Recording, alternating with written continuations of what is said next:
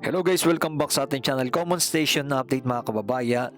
At ito po ang ating pinaka-latest na good news po mga kababayan, ng LRMC na po ang mag-ooperate netong Common Station. Ayan, na magko-connect dito po ang LRT1, MRT3 tsaka MRT7. Alam naman po natin ang Light Rail Manila Corporation ay sila po ang nag-handle ng LRT1 extension. Yan, nagme-maintenance. Yan, saktong-sakto itong LRT1. Yan, i-connect na lang po mula po dito sa may SM North. Yan, medyo ito nabinbin na bumagal. Medyo matagal-tagal na po itong ginagawa. Hanggang ngayon po ay hindi pa po natatapos.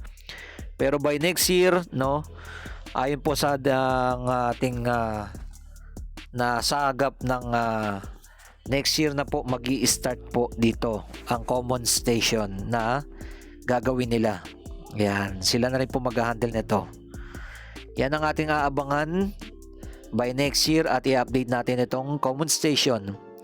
Yan, gawa na rin naman po itong Common Station. Ang problema na lang po, ito yung daanan ng release ng tren na may connect na po dito. Yan. Yan, nakikita po ninyo. Etong MRT3 ay tuloy-tuloy rin po nating ina-update. Abangan na lang po natin yung pagtawid po mismo ng daanan ng release ng tren dito sa may EDSA. Ito po yung Common Station. Yung MRT3 ay okay na po. Gawa na po yan, no? Nakakadaan na po dyan. Bali, etong LRT1 na lang po ang ating inabangan. Alam naman po natin ang LRT1 ay going na po ito ng Cavite sa mga hinaharap. Ang LRT1 extension. Yan. Pero hanggang Dr. Santos Station pa lang po ang kanilang nagagawa.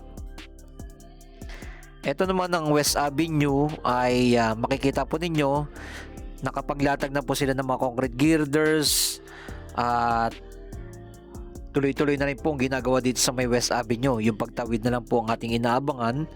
Yan, no. Umuusad na po itong MRT7. Yan, no. Bakal na po ang kanilang nailatag nila dito. Yung pagtawid na po ng tren.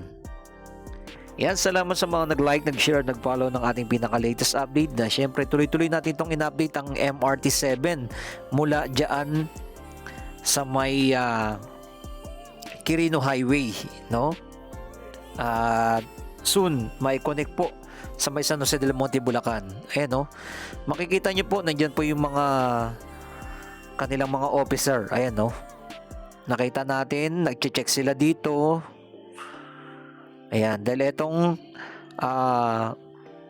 tuloy-tuloy po nating in-update itong MRT7. Nakikita na po natin yung mga progress ng MRT7 na sana inaasahan natin by 2027 ang partial operation nitong MRT7. Halos ang nagiging problema na lang po yung mga station na lang po ang kanilang ginagawa dito. At kagaya nga rin po dito, yung pagtawid na rin po ang kanilang inaabangan natin. Yan. Etong building na to, naka-ready na rin po yan na magko-connect dito sa may MRT7. Ayan, no? At LRT1 at MRT3. Ayan. Inangat natin ang ating drone para makita natin sa inyo yung buo yung station. Ayan, no? Meron ng bubong station. Bali talaga ang ginagawa na dito. Ito rin po yung sa may Ayala, ikino-connect na rin po nila itong MRT7. Ayan, no? Itong Ayala Mall, nakita nyo yan, guys. Ayan, as in pagdating mo ng MRT7, pwede ka na sa dalawang mall, itong SM North at Ayala. Ayan. Ganyan din po ang sa mga hinaharap, itong Metro Manila Subway na may connect na rin po dito. Yan ang ating aabangan, itong North Avenue Station. Yan, nakita nyo po yun, no? May MRT3 na dumaan. Check natin yung kabilang side. Tuloy-tuloy naman po yung ginagawa dito sa kabilang side. Merong mga ilan na lang po ng mga columns na lang po kanilang ginagawa dito. Mga nasa 2 or 3 na lang po, no? Ang kulang na lang po dito. Na sana ito magtuloy-tuloy itong West Avenue, no? Going to LRT2, ma-connect, no? Para hindi ka nabababa dito mula MRT7 hanggang LRT2. Dahil alam naman natin yung LRT2 connect po sa LRT1.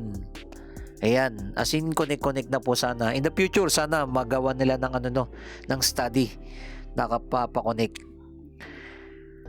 Ayan ang ating mga latest update natin. Napakaganda po kasi pag connect na, no, hindi na talaga maglalakad ng malayo-layo ang ating mga kababayan. Kagaya nitong MRT7 at LRT1. LRT1 mula Cavite, MRT7 mula Bulacan. Ayun, no.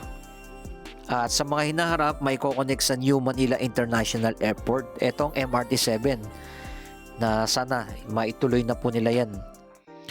At pakita naman natin dito sa may pinakadulo, ito naman yung Metro Manila Subway.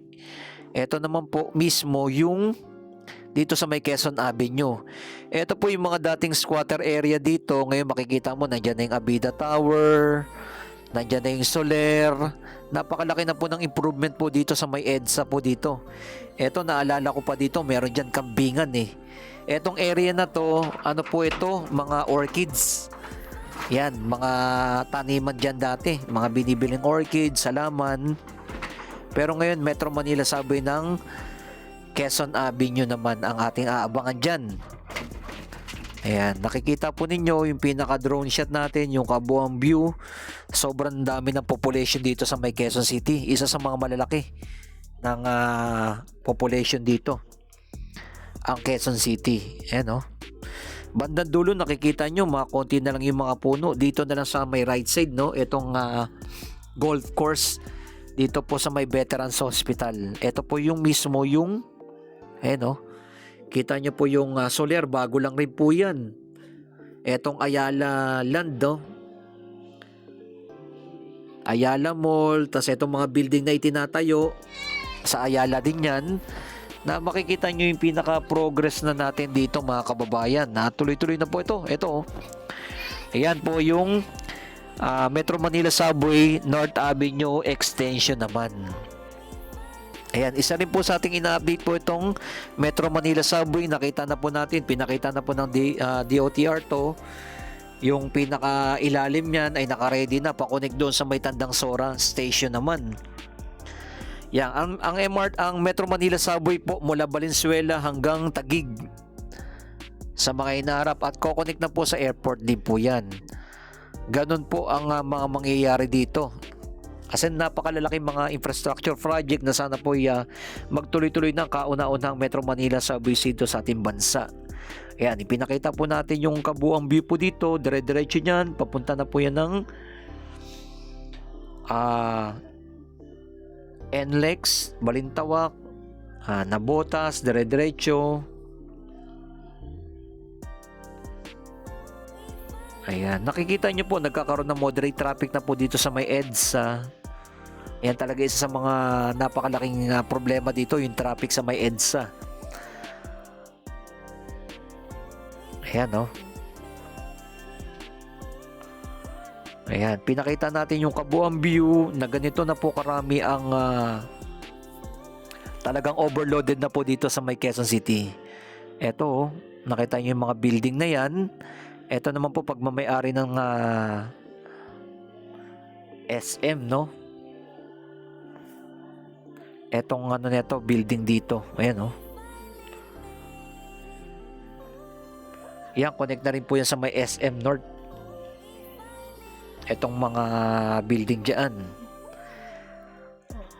Okay, dire-diretso yan. Makikita nyo yung LRT1 hanggang dyan po lang sa may FPJ station. Pakita rin po natin sa inyong station dyan sa FPJ. Ayan, by next year, abangan natin sa mga hinaharap po ano po magiging progress itong common station or Unified Grand Central Station na magkoconnect ang LRT1, MR3, tsaka MRT7. Yan po ang ating naabangan by next year. Maraming salamat sa ating mga viewers, subscriber na lagi na sumusuporta sa atin. Ito po yung trend. Ito po yung mga bagong trend ng LRT1. Yan po ang ating pinaka-latest update. Napakabilis na po ng biyahe papuntang Dr. Santos Station at airport po, no? At mai-connect na po sana nila papuntang Cavite na sa mga hinaharap by next year. Na sana magkatuloy-tuloy na po itong napakalalaking mga project na to at mapapabilis ang biyahe ng ating mga kababayan. Maraming salamat sa inyo lahat dyan at ito po muli ang inyong lingkod, Skywalk TV. Ito po ang ating FPJ station ng ito na po yung pinakalasana, no? Pero meron nga po may connect na sa may SM North. Ayan, na sana'y mag-connect na po itong mga LRT1, MRT3, MRT7, Metro Manila Subway at LRT2. Yan ang ating aabangan sa mga hinaharap. Maraming salamat sa inyong lahat dyan. Nagkakaroon na po ng heavy traffic dito sa area na to. God bless.